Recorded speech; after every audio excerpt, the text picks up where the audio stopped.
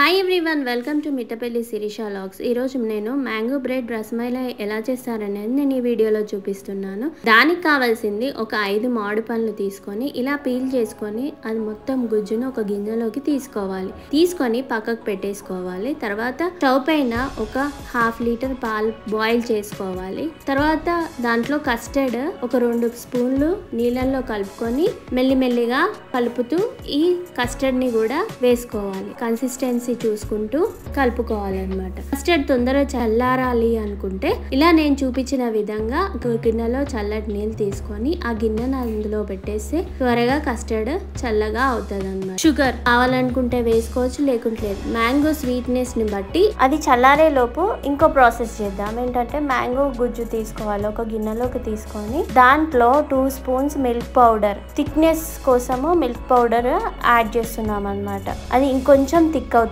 అన్నమాట. మంచిగా కలుపుకొని అది పక్కకు పెట్టేసి ఇందాక కస్టర్డ్ చేసి పెట్టుకున్నాం కదా, ఆ కస్టర్డ్ లో కూడా ఈ మ్యాంగో గుజ్జు కూడా వేసి కలుపుకోవాలి. స్వీట్నెస్ ని బట్టి మ్యాంగో గుజ్జు వేసుకోవాలి. మిల్క్ పౌడర్ కలిపింది మ్యాంగో క్రీమ్ లాగా అవుతుంది అన్నమాట.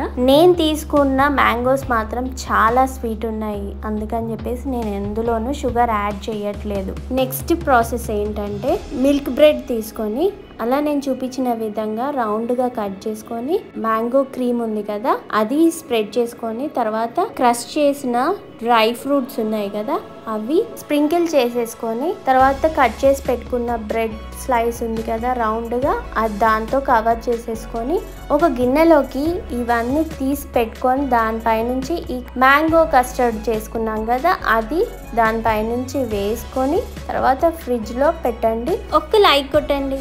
ఒక 2 to 3 hours తర్వాత తింటే ఏముంటది, మీరు మళ్ళీ కావాలి మళ్ళీ చేసుకొని తింటారు. అంత బాగుంది, చాలా టేస్టీగా ఉంది. ఒక్కసారి ట్రై చేయండి. నేను ఇంకో మెథడ్లో కూడా ఈజీ ఎలా కట్ చేసుకొని చేసుకోవచ్చు అనేది చూపించాను. మా అబ్బాయి రివ్యూ కూడా చెప్తున్నాడు. Thank you for watching my video. Please like, share and subscribe my channel. ఇంకా మంచి వీడియోస్ పెడతాను.